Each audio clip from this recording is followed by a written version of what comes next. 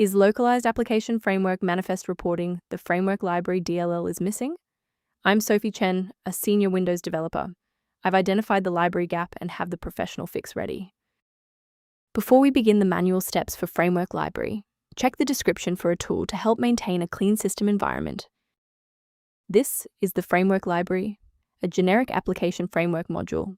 It manages the unmanaged localized orchestration of the primary software logic, facilitating the data link between localized UI elements and unmanaged background processing. Understanding the file's role is a great start. Now let's look at replacing it. This error indicates that a protected Windows file has been compromised. Use the official System File Checker tool. Run sfc/scan now in an administrator CMD to ensure application virtualization streaming user experience DLL is restored to its original verified state. If you are still encountering the error after following the official setup, it's time to investigate the underlying system architecture. A quick reboot can determine if the error is transient. While it won't fix a deleted file, it can re-establish the connection between your software and the framework library file if the path was temporarily busy. Make sure to save your spot by bookmarking this video or hit the like button before you restart so you don't have to search for it again. If a quick restart didn't do the trick, it's time to look deeper into the system configuration.